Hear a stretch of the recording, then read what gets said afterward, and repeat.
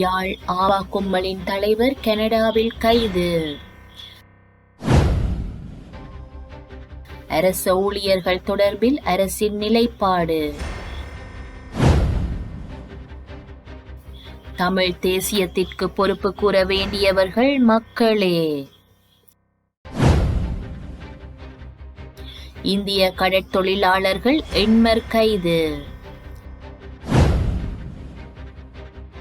வவுனியாவில் போலீசார் திடீர் சோதனை. யாழ்ப்பாணத்தில் செயற்பட்ட ஆவா குழுவின் தலைவர் என கூறப்படும் இலங்கையர் ஒருவர் கனடாவில் வைத்து கைது செய்யப்பட்டுள்ளார். அஜந்தன் சுப்பிரமணியம் என்ற 32 வயதுடைய நபர் ஒருவரை இவ்வாறு கைது செய்யப்பட்டுள்ளதாக கூறப்படுகிறது. 2022ஆம் ஆண்டு பிரான்சில் இடம்பெற்ற கொலை சம்பவம் தொடர்பில் தேடப்பட்டு வரும் இவர் இலங்கையிலும் பல கொலைகளுடன் தொடர்புடையவர் என தெரிவிக்கப்படுகிறது.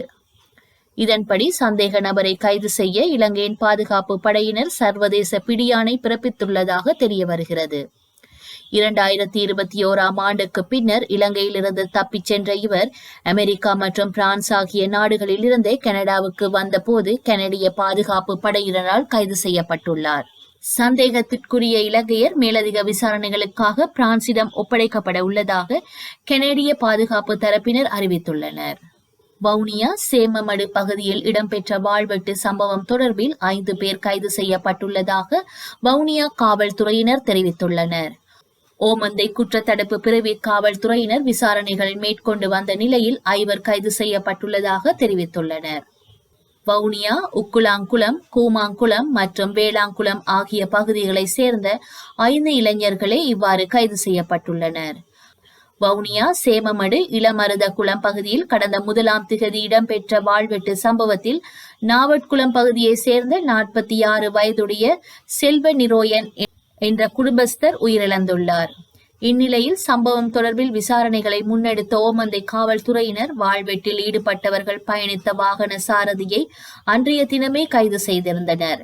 மேலும் வாழ்வெட்டு சம்பவம் தொடர்பில் மேலதிக விசாரணைகளின் பின் அவர்களை நீதிமன்றத்தில் முற்படுத்த உள்ளதாக காவல்துறையினர் தெரிவித்துள்ளனர்.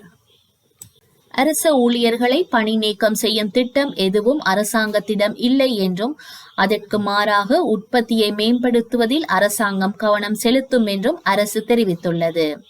அரச வருமானத்தை பலப்படுத்தும் நடவடிக்கையாக அரச சேவையை குறைக்க வேண்டும் என பல்வேறு தரப்பிலிருந்தும் கோரிக்கைகள் விடுக்கப்பட்டு வருகின்றன.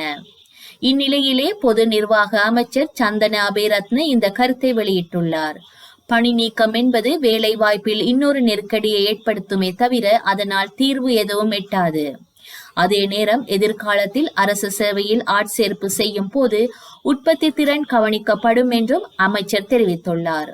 கடந்த காலங்களில் வெவ்வேறு அரசாங்கங்களின் கீழ் உற்பத்தி திறன் அம்சத்தில் கவனம் செலுத்தாமல் தற்காலிக முறைமைகள் பட்டதாரிகள் அபிவிருத்தி உத்தியோகத்தர்களாக ஆட்சேர்ப்பு செய்யப்பட்டன.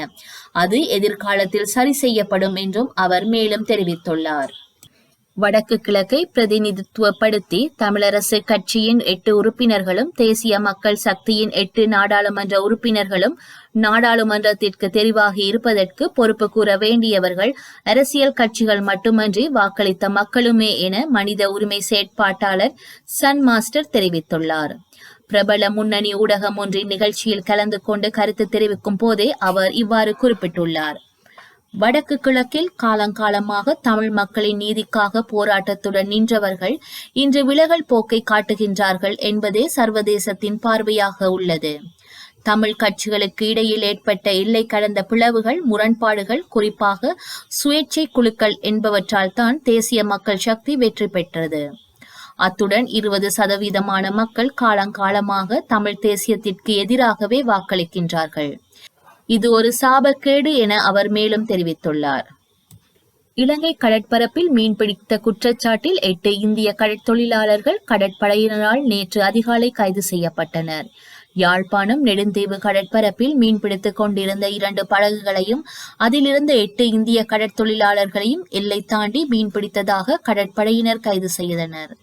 கைதான கடற்தொழிலாளர்கள் மயிலெட்டி மீன்பிடி துறைமுகத்திற்கு அழைத்து செல்லப்பட்டதுடன் கடற்தொழில் நீரியல் வளத்துறை திணைக்களத்திடம் ஒப்படைத்து ஊர்காவற்துறை நீதிமன்றத்தில் முற்படுத்த நடவடிக்கை எடுக்கப்பட உள்ளது. வவுனியா நகரம் மற்றும் அதனை அண்டிய பகுதிகளில் போலீசார் திடீர் சோதனை நடவடிக்கையை முன்னெடுத்துள்ளனர். டெங்கு நுளம்பு பெருகும் வகையில் சூழலை வைத்திருந்த பலருக்கு எதிராக வழக்கு தாக்கலும் செய்திருந்தனர்.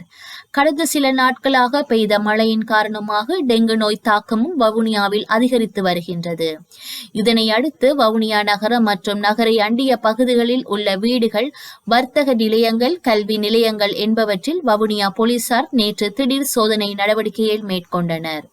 இதன்போது டயர்கள், சிரட்டைகள், வெற்று போத்தல்கள் என்பன பல இடங்களில் காணப்பட்டதுடன் அவற்றில் நீர் தேங்கி நுளம்பு குடம்பிகளும் இடங்காணப்பட்டன. அவ்வாறு இனங்காணப்பட்ட வீடுகளின் உரிமையாளர்கள், வர்த்தக நிலைய உரிமையாளர்கள் ஆகியோருக்கு எதிராக போலீசார் வழக்கு பதிவு செய்தனர். இதேவேளை டெங்கு நோய் தாக்கம் அதிகரித்து வருவதால் வீடுகள், வர்த்தக நிலையங்கள் மற்றும் தமது அயல் பகுதிகளில் நுளம்புகள் பெருகாத வண்ணம் சுத்தமாக வைத்திருக்குமாறு போலீசார் பொதுமக்களை அறிவுறுத்தி வருகின்றனர்.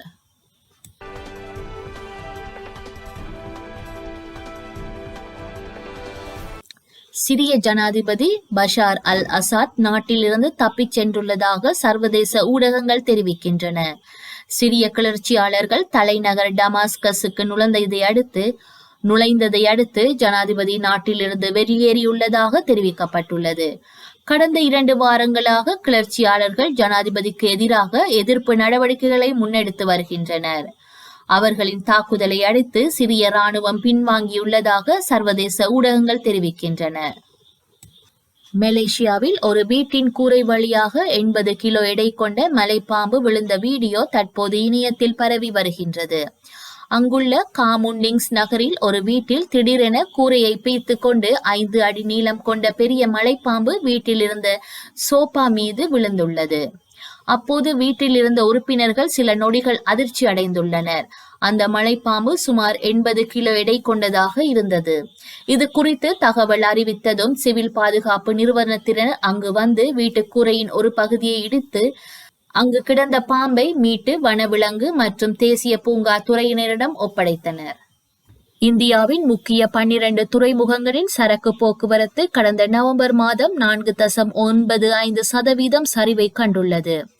இது குறித்து இந்திய துறைமுகங்கள் சங்கம் வெளியிட்டுள்ள அறிக்கையில், நாட்டின் 12 முக்கிய துறைமுகங்களில் சரக்கு போக்குவரத்து கடந்த நவம்பரில் 6.75 கோடி டன்னாக பதிவாகியுள்ளது. 4.95% குறைவாகும். அப்போது முக்கிய துறைமுகங்களில் 7.11 கோடி டன் சரக்கு போக்குவரத்து நடைபெற்றமை குறிப்பிடத்தக்கது. வரலாற்றில் இன்று